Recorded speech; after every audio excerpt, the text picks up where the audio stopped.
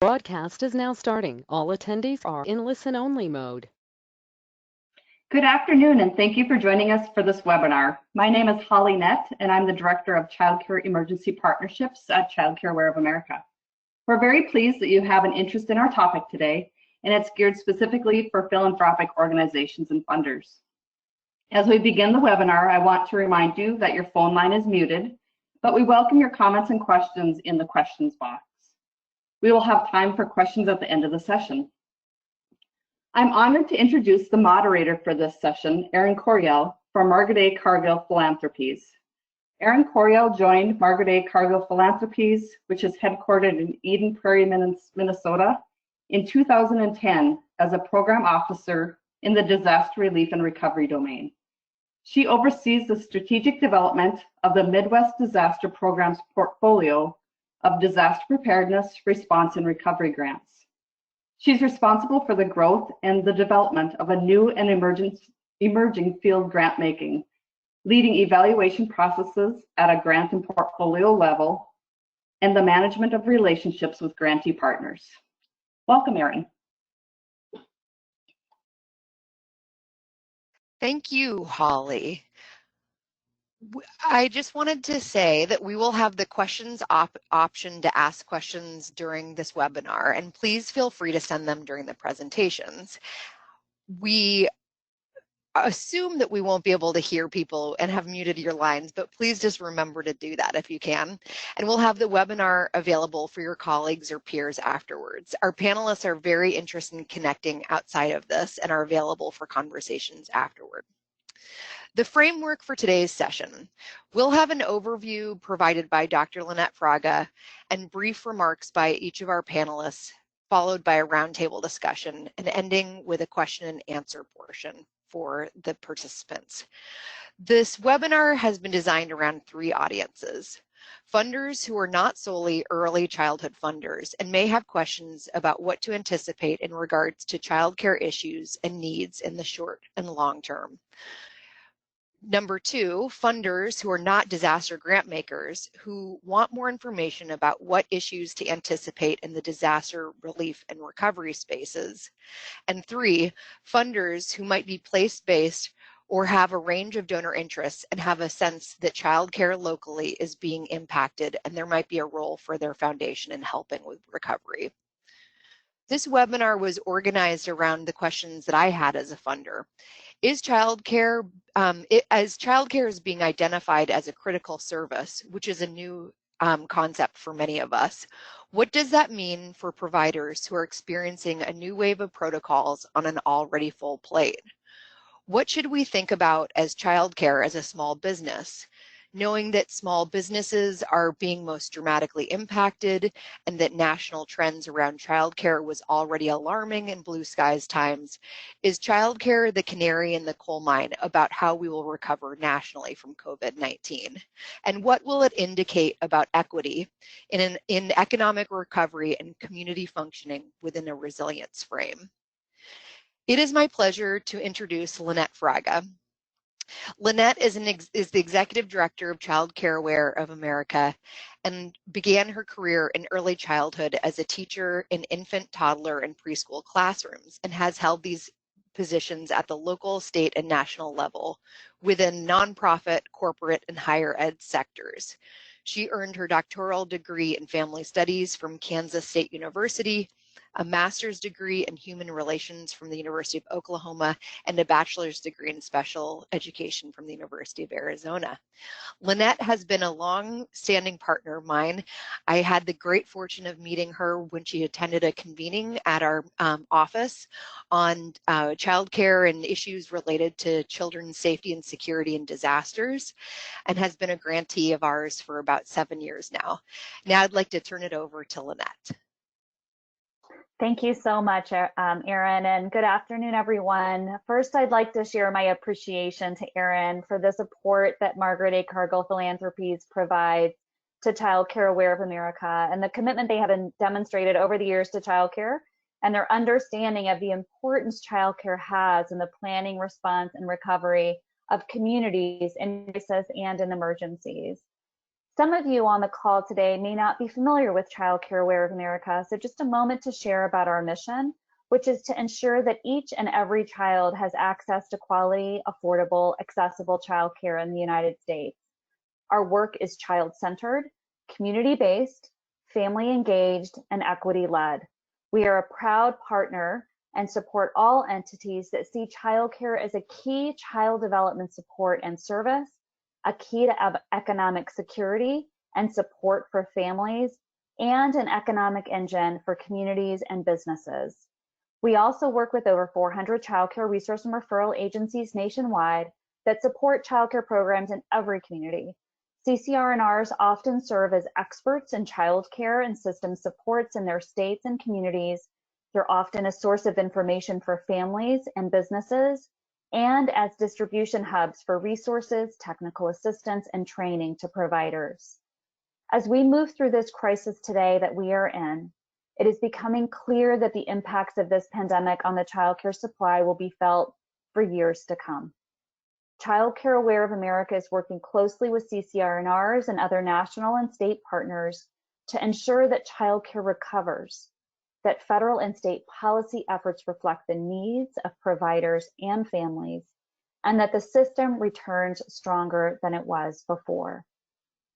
We are in a turbulent time, and both parents and providers are being impacted in communities. We have heard from many providers who rely on monthly tuition payments, and they are worried that they won't be able to pay their staff and keep their lights on. For family childcare providers, this is their business and often have little in the way of resources to support their often one staff, which is themselves, model. We have also heard from parents who have lost their jobs or been furloughed and can't pay their monthly tuition. Without support, many parents won't be able to pay childcare providers, and those providers will not be able to stay open. One provider sums it up best by sharing with us, "We need a parachute." Without immediate, meaningful help from state and federal policymakers, we may see catastrophic damage to the childcare system now and after the pandemic. So at Child Care Aware of America, we are raising the alarm, because with reduced enrollment when open and ongoing operating costs when closed, from a pure operations perspective, this is not sustainable.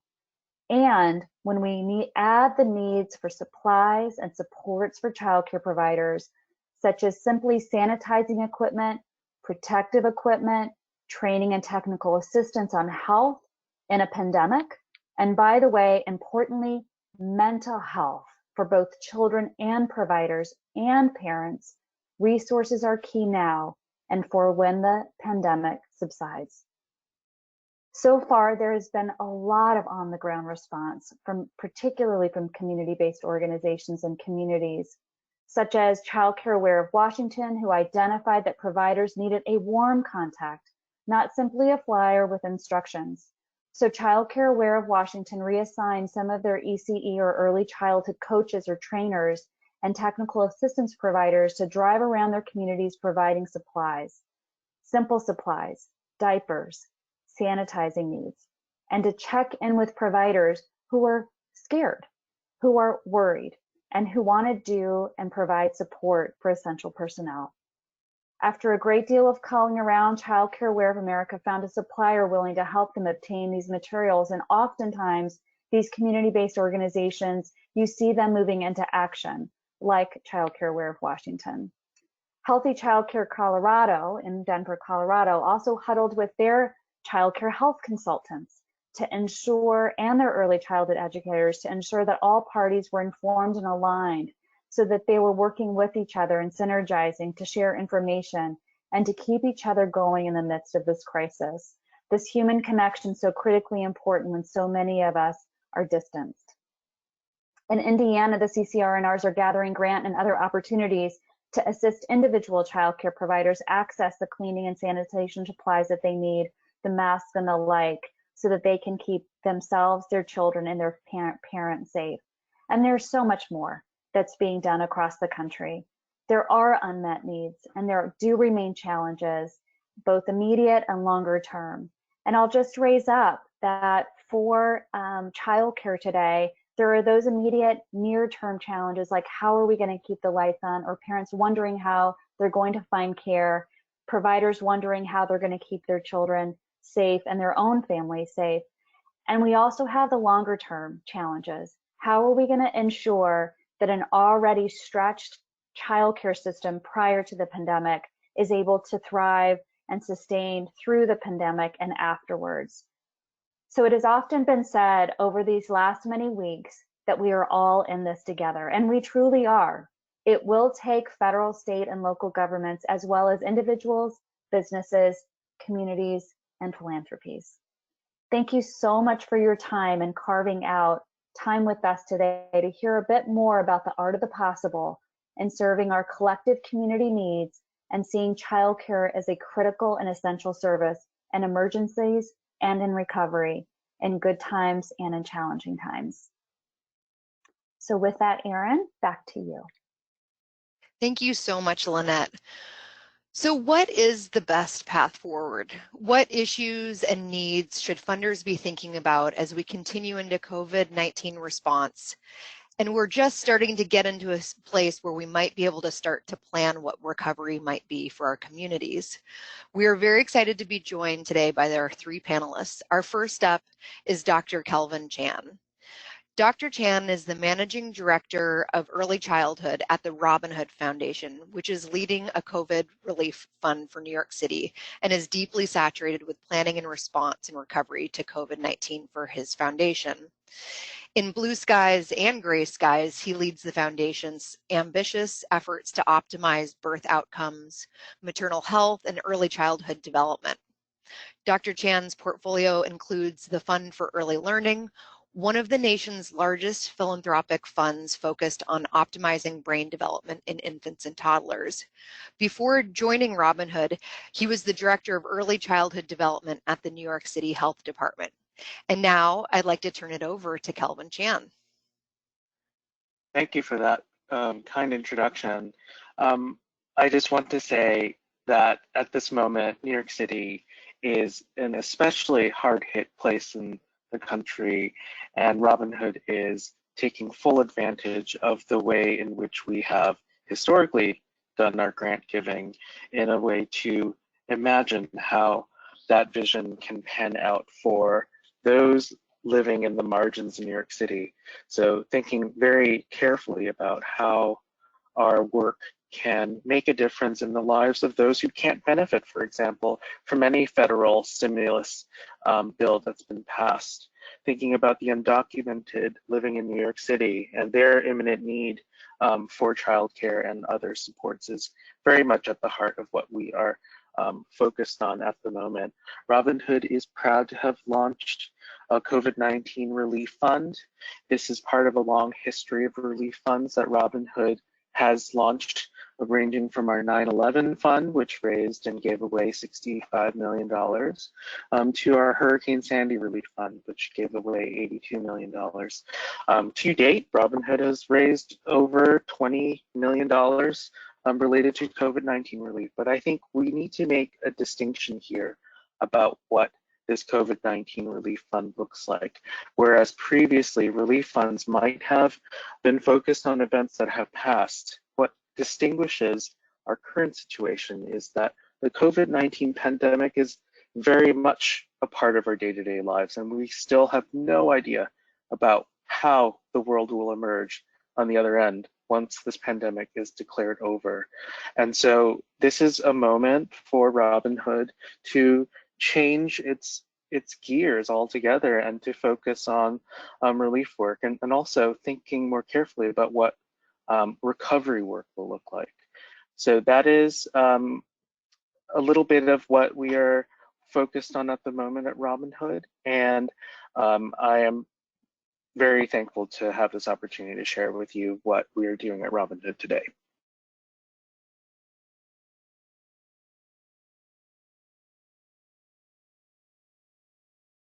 Great, thanks, Kelvin.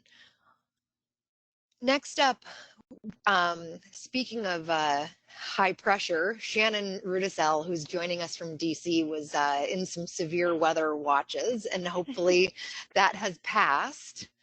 Shannon is the first executive director of the Early Childhood Funders Collaborative, a growing collaborative of funders seeking to engage with partners across philanthropy to build capacity for supporting policies and practices that help young children and their families thrive. More information regarding the Early Childhood Funders Collaborative and their Build initiative can be found on their website, which I found myself looking at for a good hour today. Prior to joining the Early Childhood Funders Collaborative, Shannon was the Associate Deputy Assistant Secretary for Early Childhood Development at the Administration for Children and Families at the U.S. Department of Health and Human Services, and served on the Obama administration's senior leadership team for early childhood programs, setting strategy for the ACF programs such as child care and Head Start. Also, most noticeably, well, I find it most noticeably under her long bio, is that under her leadership, the Obama administration's principles for child care reform were reflected in the reauthorization of the Child Care and Development Block Grant for the first time in almost 18 years. Thank you for joining us, Shannon. I'll turn it over to you. Thank you so much. I'm really glad to be able to join y'all today. And I won't say too much about ECFC just because the time is very short, but I would invite anybody who wants to talk more about it to contact me separately.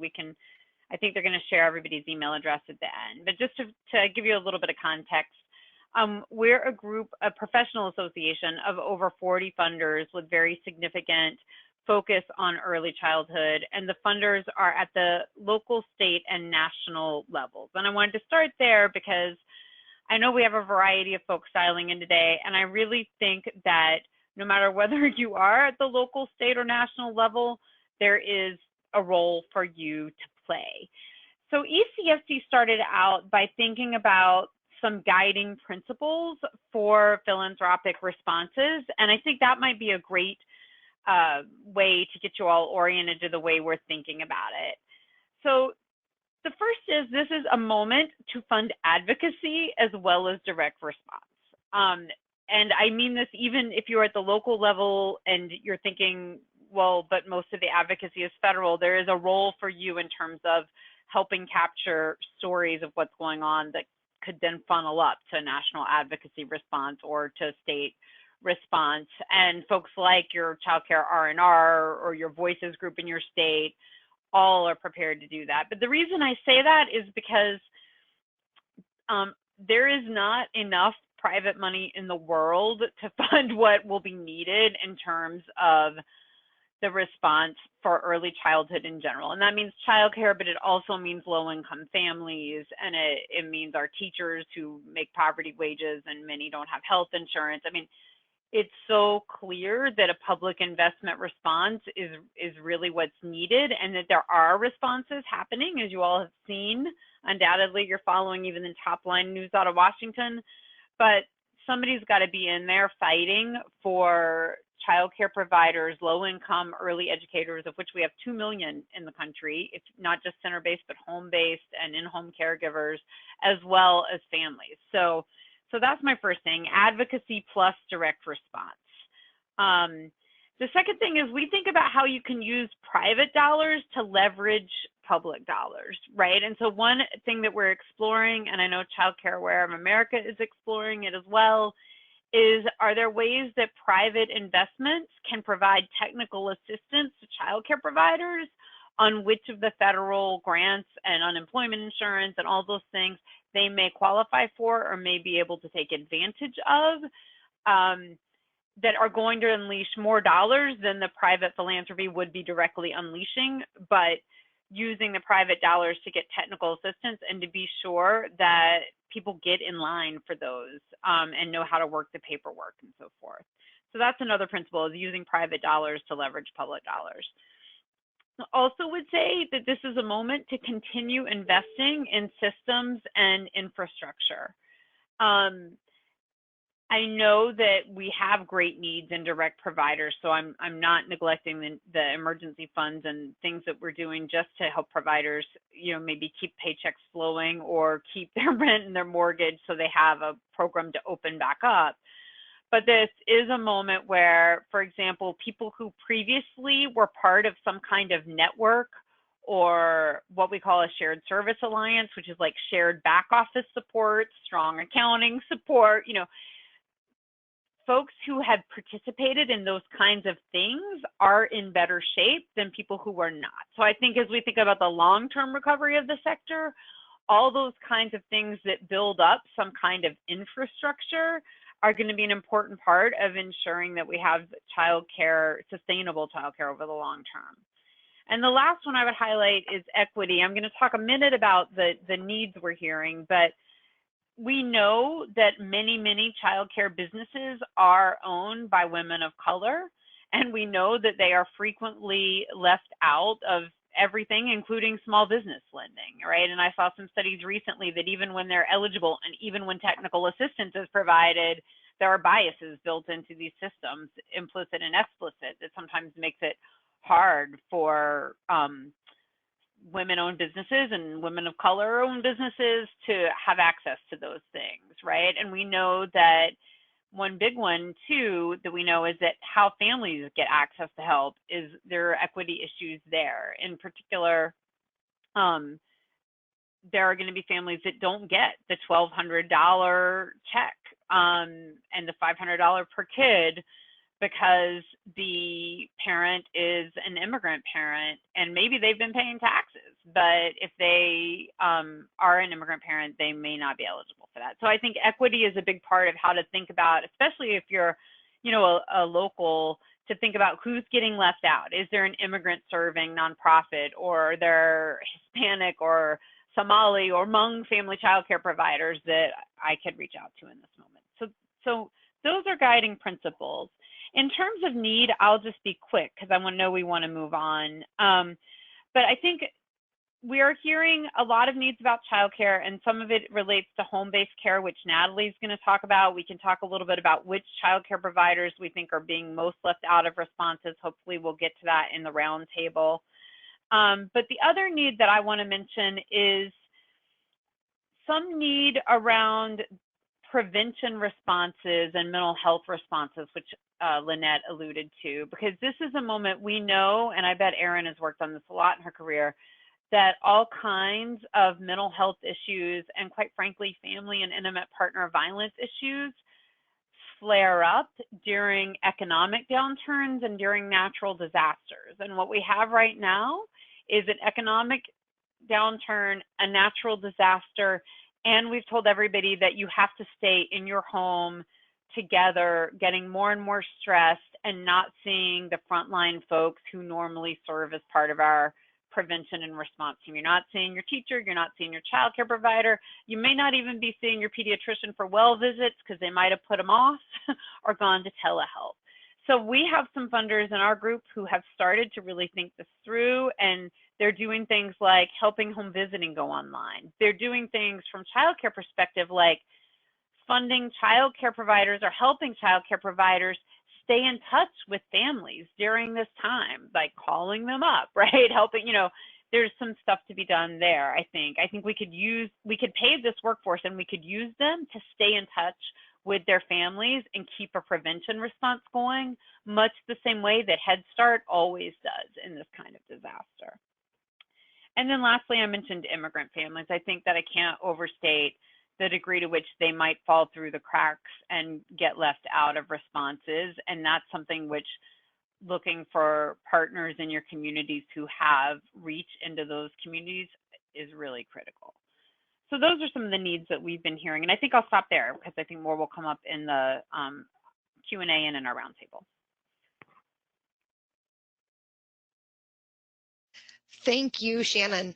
I do want to just put a plug in to send questions in through the chat or the questions box on your dashboard.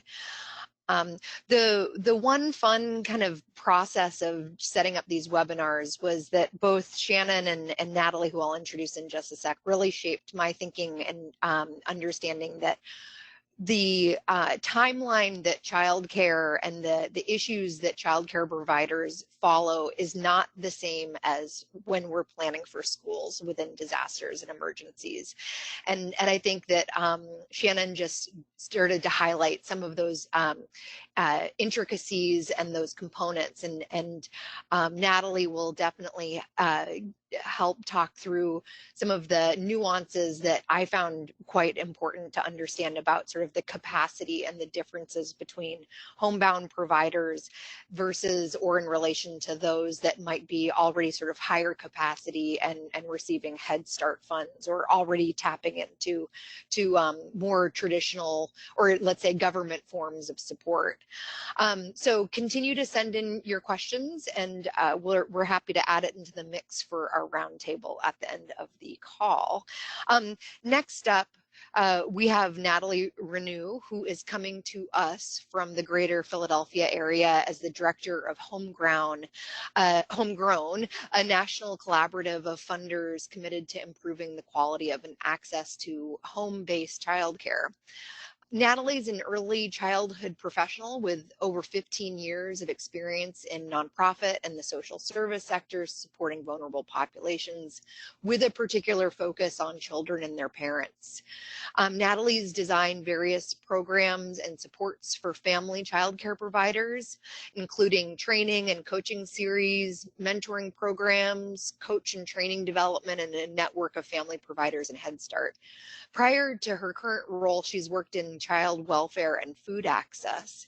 So I would like to introduce Natalie Renew for our next speaker. Thanks, Erin. It's a real pleasure to be with you all this afternoon.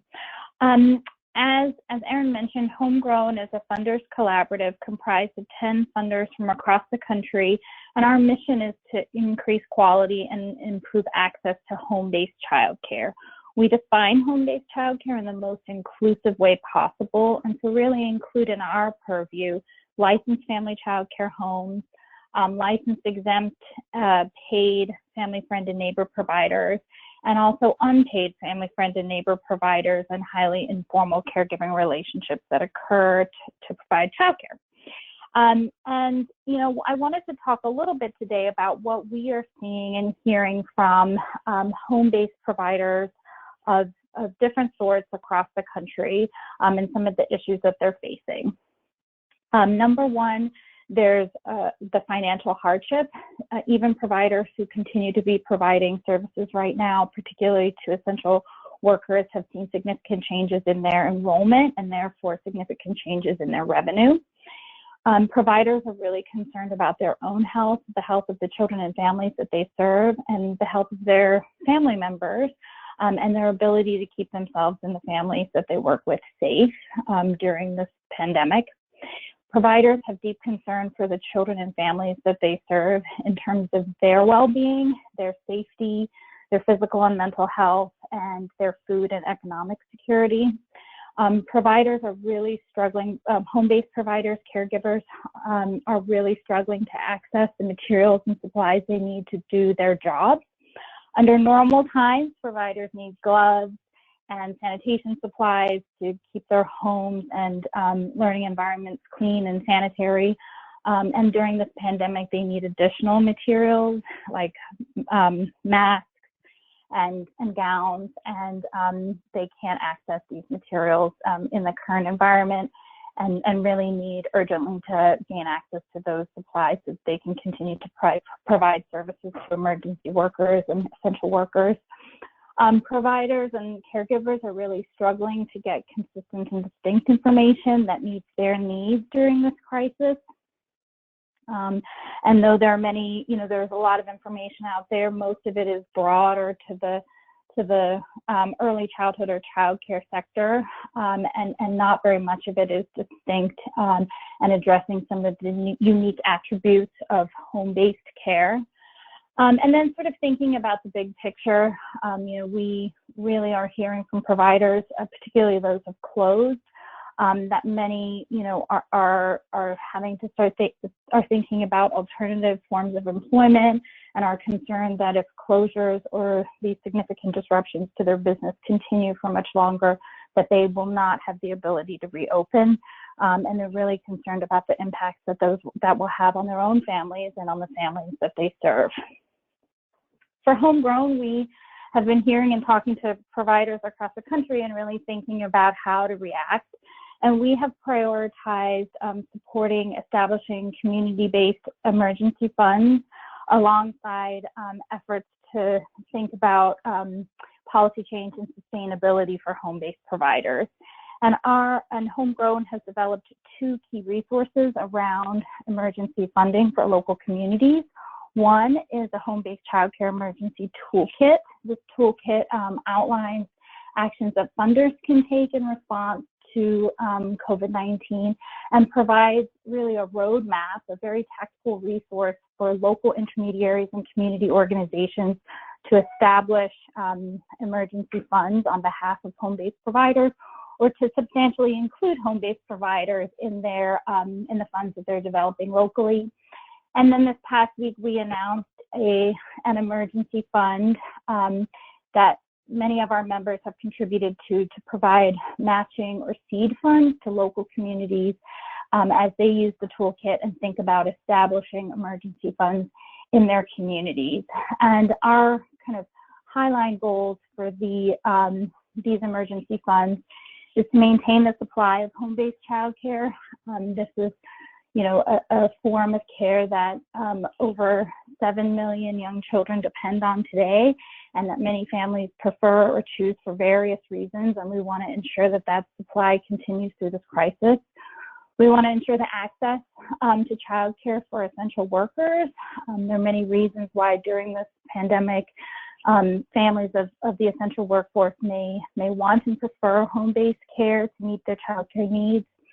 And then, uniquely, home-based childcare providers both work and live in their place of work, and we know that disruptions to their business or their revenue may also disrupt their economic and housing status, and view emergency funding as an avenue to stabilize their economic and housing status of home-based caregivers and providers.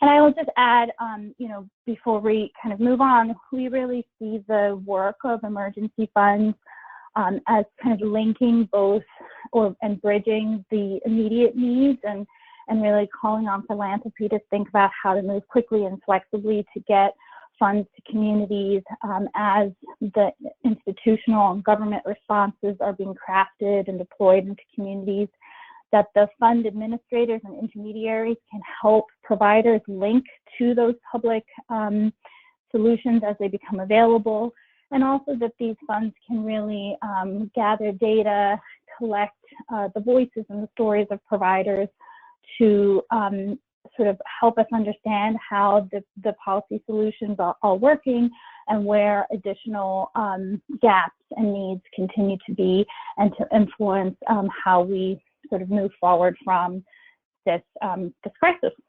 So with that, I'm going to turn it back to you, Erin. Happy to answer more questions during the roundtable. That's wonderful. Thank you so much. So we want to switch gears to more of a roundtable discussion based around questions that funders should be thinking about, or ideas or issues or needs that funders should be mindful of in the coming months. And Lynette, I don't know if you're able to join us for this part of the roundtable, but it would be great to have you join if you're able to figure out how to unmute your mic. Are you there? I am. Great. Thank you. Good. Well, so I'd like to ask the group, and if each of you guys could weigh in, because you guys all cover different geographies and you also cover sort of different component parts of the larger system around caring for children and ensuring their safety.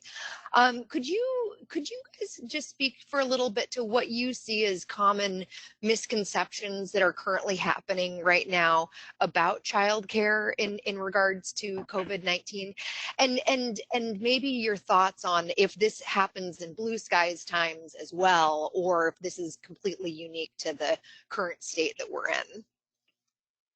Hey, this is Calvin. I'll start. I think one of the biggest misconceptions that we are unfortunately met with is that any childcare is sufficient in the support infrastructure of a crisis. And this notion of quality childcare, no less quality early learning, is thrown out the door altogether. And I think that is a very common misconception. Also, apologies, I'm sharing my office with my wife. We're literally separated by just a screen, so that explains the background noise. But certainly, as it relates to New York City, right now, for the most part, licensed childcare is not open. This is true, namely because our local Department of Education has opened school-based emergency childcare services for our frontline staff, supporting the COVID-19 pandemic system of New York City. And this is, I have to admit that this is a service that is viewing childcare as a platform for babysitting and not truly an opportunity to mitigate traumas that families might be experiencing in the face of a crisis. Certainly not providing necessarily the most age-appropriate or developmentally appropriate services, but the focus has been simply on providing supervision to children. And I think that is one of the biggest misconceptions that are often associated with emergency-related childcare.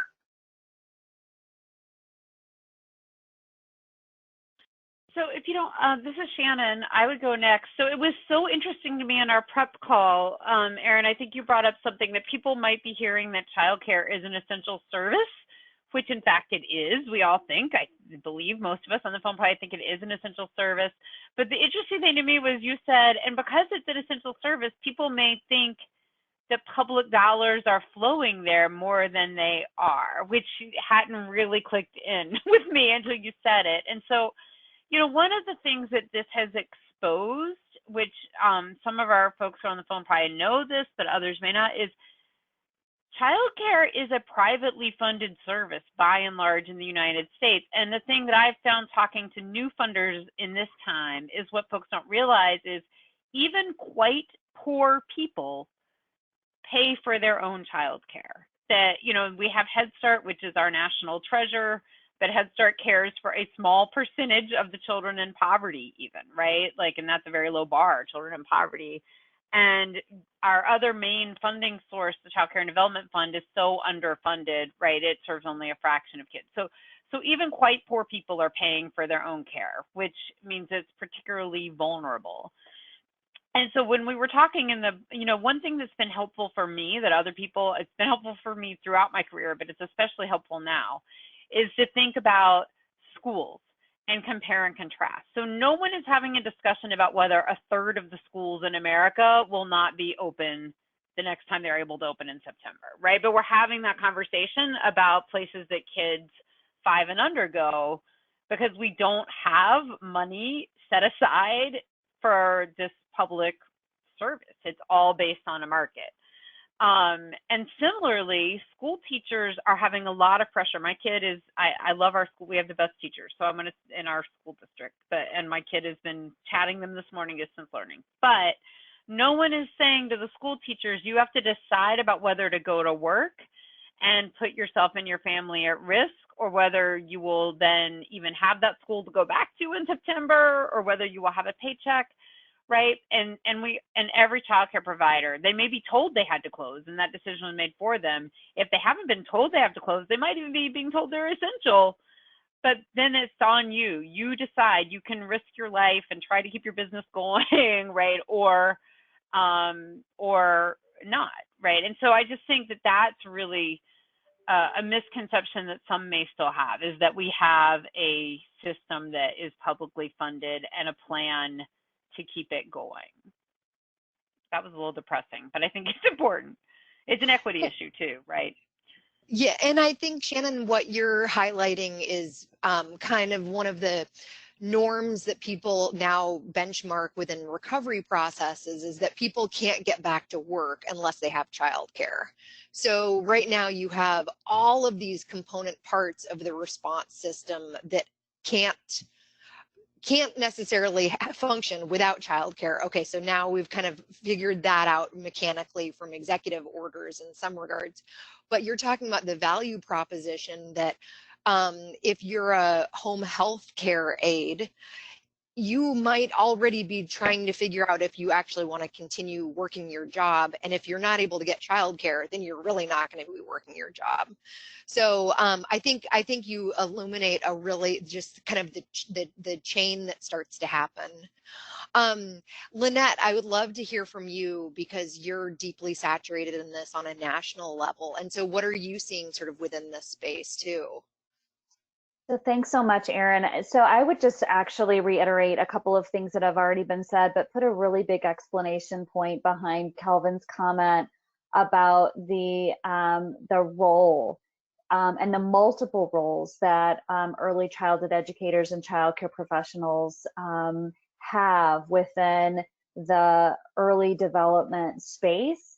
And that is whether it is prior to an emergency and to use your word, blue skies time, or during the context of an emergency, the idea that child care providers are beyond providing child development supports and early care and education, they're also oftentimes the intervention and supports for families who may be experiencing difficult times.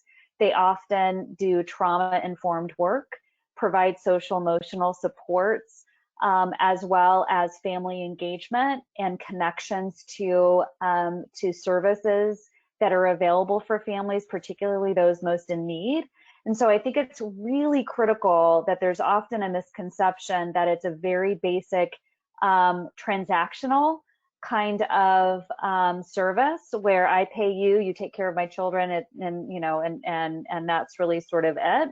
But there are so many community connected services and supports that quality early childhood education affords both communities in the now, but also through emergencies and crises, and as well as being economic supports moving forward. So I think the comprehensiveness of thinking about early childhood is critically important and often at times not taken into account, and rather sort of simplified into more of a transactional space rather than a comprehensive service.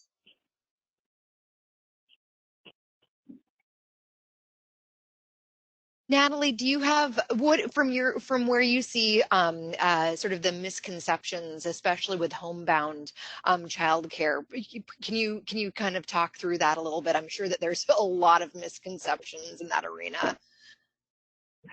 Yeah, I mean, I think I will also just pick up on a couple of themes that have already been mentioned. I think this piece around who is being served in home-based childcare is really, both to underscore what Shannon shared, which is that these are folks who are using childcare subsidies, but it's also people who need childcare subsidies and are not able to access them, and that use home-based childcare because it is preferred for various reasons, including its affordability.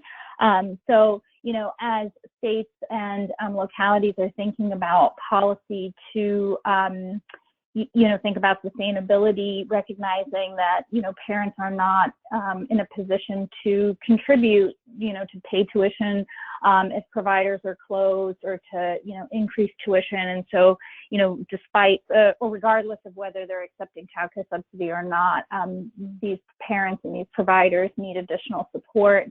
I think that's a piece of it. I think the quality issue is really important. I think a key perception of home-based childcare is that it is not high quality, when in fact it's often that the quality is either unknown or unrecognized by certain factors. And I think continuity of care, as Lynette described it, during a time of crisis, and the fact that young children can have a caregiver who they know, who they have a close emotional relationship with, have been in a small setting with, for months and years.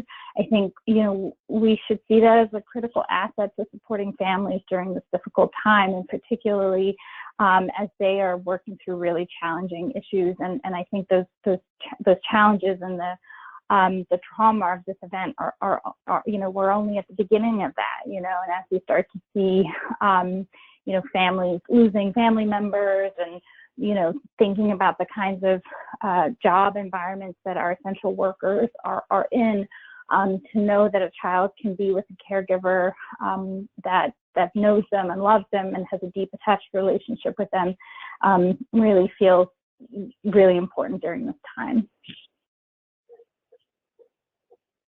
Thank you, Natalie. And as a product of home-based childcare, I can definitely relate to the issues that you're talking about. So, just we are all on these, as we've been saying probably for now 5 years, we run a 24/7 news cycle, but seriously, we are learning about epidemiology and these topics that none of us necessarily knew were going to kind of impact our day-to-day decisions. And I kind of want to just leave the audience with some ideas of resources or people or papers or policies or things that you feel like are things that people should really be keeping an eye on. What are resources that they might want to consult with in order to get more information? What's kind of like what keeps you feeling like you're sort of tracking trends related to childcare in the United States, and people should just know is out there and might help them in different ways if they were to consult it? I think that this is Kelvin again. It's quite apparent that Childcare Wherever America is at the forefront of curating all of these resources about childcare specific issues pertaining to COVID-19 pandemic response. So I think that unto itself is a treasure trove that any person in the landscape interested in the early childhood sphere should get their hands on. There is just so much valuable information, especially in a moment where there's a lot of misinformation creeping around the country around this issue of what the situation can look like in their local context. So I highly recommend Childcare Wherever America's Indigenous resources pertaining to COVID-19 and resources that are important to guide informed, scientifically informed practices in the childcare space. I too also think that it's important to think about information related to the role of adults in children's lives as an important resource. At this moment, there's a lot of work out there that looks at childcare providers, and importantly acknowledges that childcare providers are really crucial in the development of children, especially in the earliest years of their lives. I mean, they're in effect the proxy parent. So especially in a stressful moment such as the one that we're seeing today, childcare providers really are essential in providing that low stress space for children to thrive in. And this is where that notion of quality comes back into play. Childcare providers too are also really important connectors with the family unit. And I can speak as it relates to Robin Hood's relief work in the childcare space. Most of our childcare providers, as much as they're not in operation in New York City, they're actually providing emergency cash assistance and food parcels to those neediest families. And I think it's important to underscore that epidemiologically speaking, home-based childcare, at least in New York City, coincides with the highest proportion, those populations with the highest proportion of the population living at or below 200% of the poverty line. And it really does underscore how the child care space in the home-based licensed care sector really too becomes a proxy for understanding where the neediest families live in New York City. So I think that's worth thinking about as well.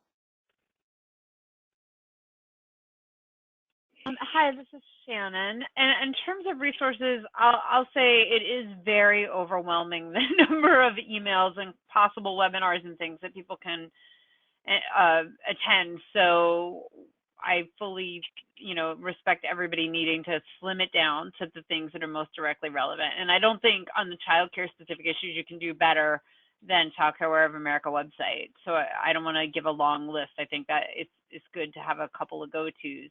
I will say, since this is a philanthropic webinar, I think ECFC, Early Childhood Funders Collaborative, is here to try to be a resource to philanthropy all the time, but especially during this time. And for the things related to COVID response, there's no membership barrier to accessing any of our sources. So obviously everything on the website is available to you, but we are convening every week calls with philanthropists, and we're alternating between peer sharing calls and then some call that has a topic. So last week we had a peer sharing call. It was very robust. We're a tiny organization, 40 members, but just to give you a sense, like, we're having between 50 and 80 people on these calls, not, frequently not members of ours.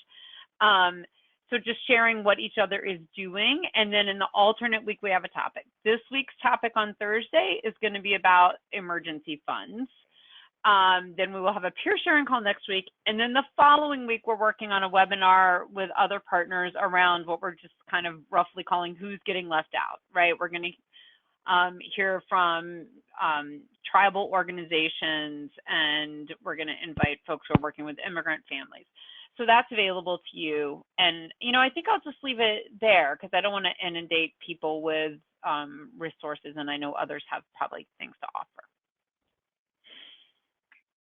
I'll just offer one that has some specificity around home-based childcare. The Alliance for Early Success has a page that's tracking state actions as they relate to home-based childcare and some related resources, which is a in addition to the Childcare Aware resources, is a place where there's rich information specific to home-based childcare.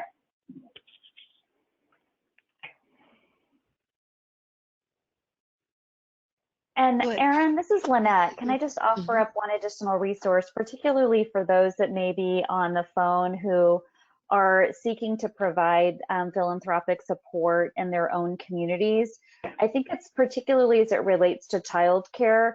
It would be terrific for you all to reach out to your local childcare resource and referral agency. And if you don't know who that entity is, these are community-based nonprofit 501c3 organizations that often provide multiple services to families, from health consultation, home visitation, often early Head Start and Head Start grantees, as well as a child care connector.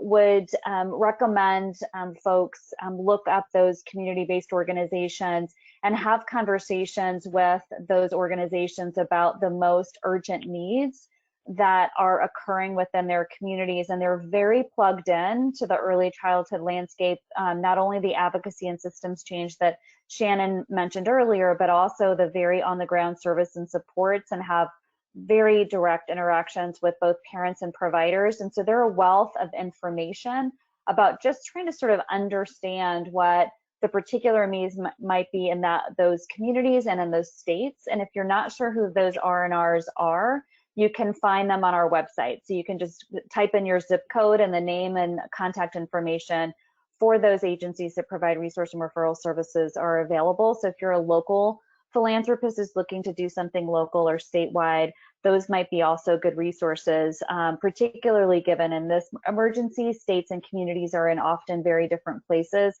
that may also be very helpful. That's terrific. Thank you, Lynette. And could you highlight for those on the call right now that might not necessarily be very familiar with Child Care Aware of America about some of the response that you guys are doing in terms of webinar and information sharing? Absolutely. So, and thank you for Calvin for mentioning our website, which is it's childcareaware.org. We do have a resource hub of COVID-19 resources for parents and for providers, as well as system leaders and policymakers that are trying to provide some level of support and intervention during this time. We have webinars and so forth available, information and supports But I also want to just raise, importantly, we have direct outreach to providers and to, as well as technical assistance to these local community-based organizations as well. So we have a national hotline and website, as well as a chat function where we have our staff members that are manning the phones and manning the chats to provide information to providers as well about things like were mentioned over the course of this call, resources, information about grants and loans, accessing federal and state dollars in order to sort of get them through, but also to do a bit of myth busting and provide technical assistance, not only about how to get through the emergency now, but importantly, that long tail of recovery and rebuilding of their communities, of their small businesses, of their childcare programs, and how to navigate to hopefully a more sustainable and healthy programming on the other side of this pandemic. So childcareaware.org has that information available on it. Folks can visit there. Great. Well, and so I just want to be mindful that you guys also have a huge CDC call, but any last thoughts from the panelists? What are you guys thinking where we'll be in relation to childcare in about 6 months or so? Like what do funders need to be thinking about within this frame that childcare is not the same as a school timeline? Where do you see like us needing to be thoughtful about what's going to be happening in the future and by the end of the year? This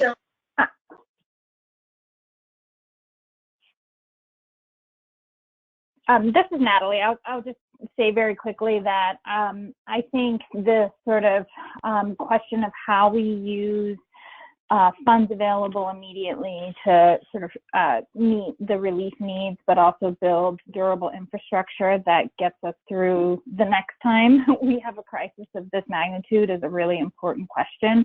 And, you know, I think it was referenced earlier on in the call, but how do we build local hubs and affirm, you know, and reinforce local hubs? And I think the childcare resource and referral organizations are really a critical piece of this infrastructure, but ensure that those networks and hubs and shared services alliances that support providers are much stronger moving forward out of this, so that you know, the providers that depend on them, you know, are stronger when we face our next issue, our next crisis. I think is a question on my mind for sure.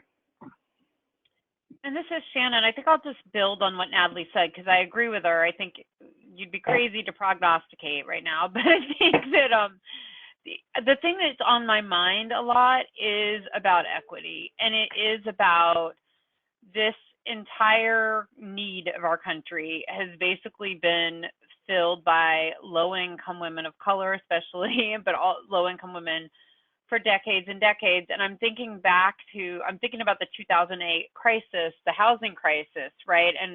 And the racial wealth gap that was exacerbated by the fact that it was a housing crisis, and so many African-American families had most of their assets in their house. And I hope that we're able to look at what we're doing with this recovery to not come out the other side with a similar compounding of inequity, right? Because we could see coming out the other side due to our lack of infrastructure, where people who still have their businesses were really valuable. I no way wanted to denigrate folks, but like people who were in large franchise operations or networks of centers or all of these things that are super valuable. But is there a way that we can build things up so that small women-owned businesses, home child care providers who've been pillars of their communities and their neighborhoods come out the other side too? That's kind of what I'm thinking about. I'm just gonna close this off by saying I agree with everyone, and I do worry very much about the financial health of the private market and how it will respond to the lost revenues as it relates to the total shutting down of childcare in New York City, at least. There's going to be a shortage of childcare, I can only imagine, when there are, for example, home-based programs that don't survive the full duration of the pandemic for financial solvency issues. So I think it's important for funders to think about the financial health of the organizations that they're investing in and what strategies they might need to think about in order to provide some level of buffering so that the marketplace does have those necessary resources on the other side of this pandemic.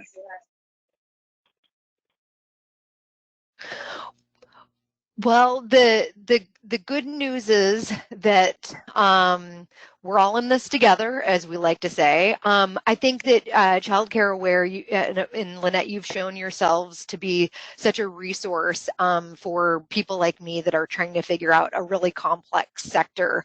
And I would love to keep the conversation going because all of us are going to kind of need to work together in order to figure out what a better, sort of more sustainable and equitable recovery will look like, because right now the signs are not looking good, but I think that we all care passionately about this issue and see it as such a bellwether for successful recovery from COVID-19 and all the economic impacts that so many communities are experiencing.